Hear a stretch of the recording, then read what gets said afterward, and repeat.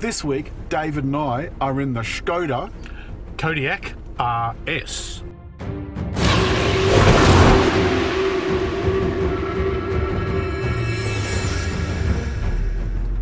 Škoda is one of those brands that flies under a lot of radars. Not a lot of people even know about it. So the history is this. It's one of the Volkswagen group of companies, along with Audi, Seat, Lamborghini, Bentley, Audi, what have I forgotten? Ducati. No. Well, the motorbikes, yes. Motorbikes, Ducati. And what it means is that the infrastructure, the engines, the platforms and so forth can be shared along all of those brands. Well, in fact, the quality of their build out of the Czech Republic is often as good as, and in some surveys has been better than, the actual Volkswagen product. The SUV is in the large category, so it's in the same as Audi Q7, Toyota Prado, Toyota Kluger. And I looked it up last night and they sold about 180 of these last month, which I don't think is too bad for a little known brand. Yeah, it's an unsung hero in many ways because it's a very good car. Well, earlier this week, I took this very car out to St Albans, which is up the Wiseman's Ferry Road, along the side of the McDonnell River, and along quite a big stretch of dirt road. Here's a bit of it now. Now you can see on this dirt road, although it's reasonably well kept, it is still, at the end of the day, a dirt road. And the bit of road before that is very winding, badly kept tarmac. And this thing was absolutely beautiful. David, it was très magnifique, although what's Czech for magnificent? Magnificentski. It was smooth. We've got drive modes that can change the suspension, steering, transmission and throttle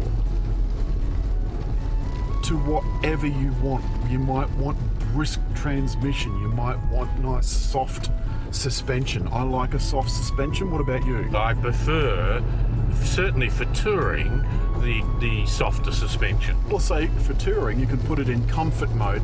The steering is super light, the suspension is super soft, and to be honest, there's not an appreciable difference in the throttle.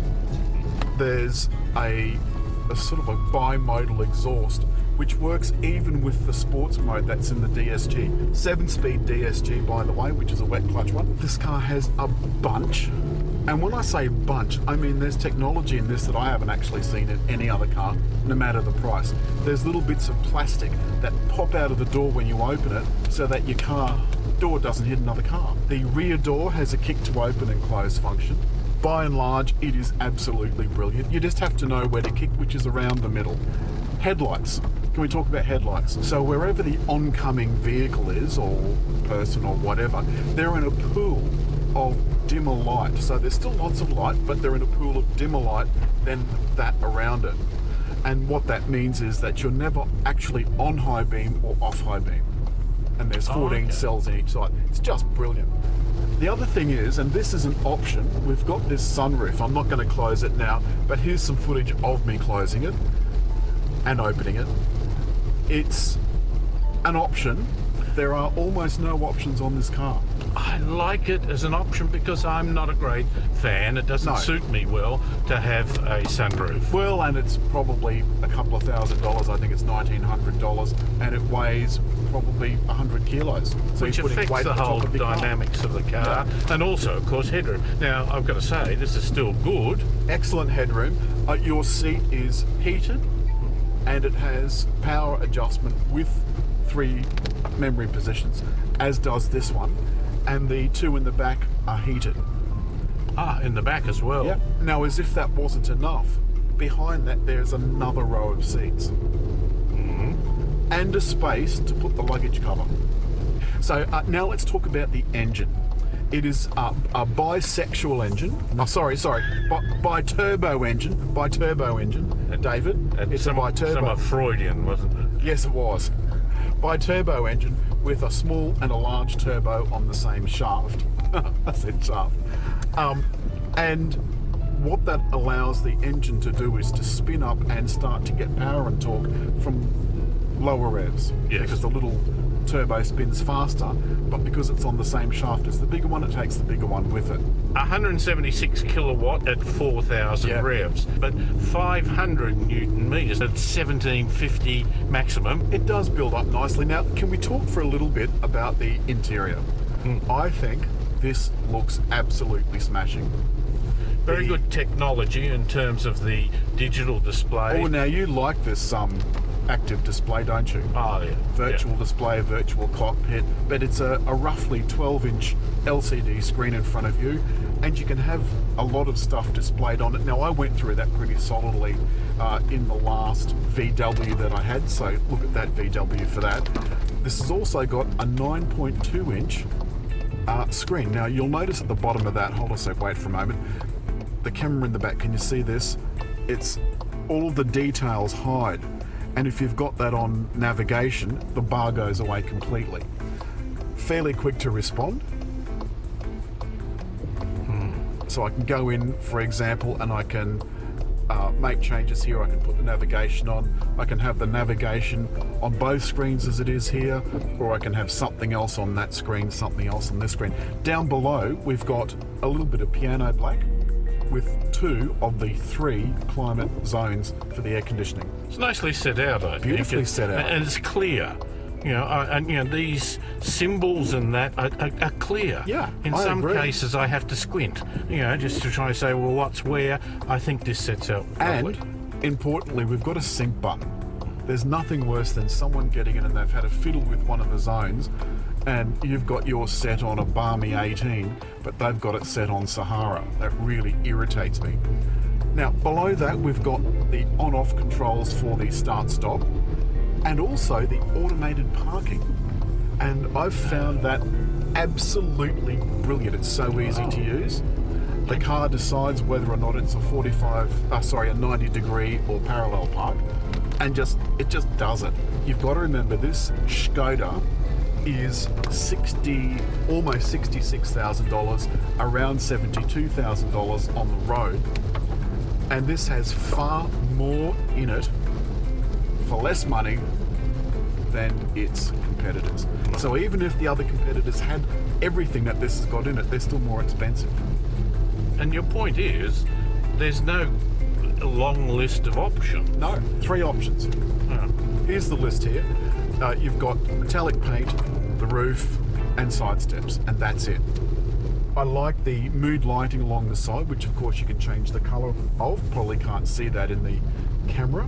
What's that sort of, what do you call that sort of? This is quilted Alcantara, and that matches with the red stitching, which I think this just looks really expensive. I love this cabin. Now we've got an adjustable armrest, which you can put that up to anything you like, lift it right up to put it back down. We've got Apple CarPlay, Android Auto, and DAB radio. Well, one thing we haven't touched on yet is the four-wheel drive. Now this is permanent. It's permanent four-wheel drive, but it's not always in four-wheel drive. Yeah. So it decides when you need that four-wheel grip and when you don't, so that you're not wasting fuel powering 4 wheels when you don't need to. But this road is very greasy. Now, have you slipped at all on this road, David? No. It's I haven't been going crazy or anything or pushing it in any way yet. It's a car that gives you confidence. I think it is. It's a handsome beast. It's deceptively large. It looks much smaller than what it actually is. I've always liked Skoda as having good quality, having great features, having the sort of comfort, and I go back to that word reassurance. The layout of the digital displays, particularly with navigation, is now making a quantum leap, to my mind, to making the driver much more comfortable and more confident. And we got asked the other day why we review so many SUVs, and I keep saying, well, because you people are buying more SUVs. Yeah. It's something like, what is it, 60% now of cars are SUVs and LCVs? It's pushing towards 60%, but in fact in some prestige cars, Audi this year, it's 67%. Wow. Even in prestige things like Maserati, it was 58% were its Levante, wasn't it? So if they hadn't made that push into SUVs when they did, they'd probably not exist as a brand. Yeah. Even Rolls-Royce now has an SUV. Yeah. And one last thing I'd like to mention before we go is the Canton speaker system for the audio is absolutely brilliant. We can't turn it on or YouTube will have a fit, but I think it is absolutely sensational. So in wrapping up, I would happily sit in this in a trip to Melbourne. I'd put my lumbar support out, my seat heating on, some Apple CarPlay tunes. I'd have the active steering would keep me centered in the lane. The active cruise control would keep me a distance from the car in front. And if I am, my attention is wandering, the active blind spot monitoring will stop me from changing lanes onto someone. That even if I don't notice the flashing light, it'll try and steer me back into the lane again. What cars like this are trying to do now with their 5-star safety rating, and this got 5 stars last year, what it's trying to do is to make sure that if your attention does wander, you're still safe. So you won't wander out of the lane, you won't, go off a cliff. So it's good night from me. And it's good night from him. And if you've liked the film, please leave a comment, hit like, and just there to subscribe on the little round dot, just there.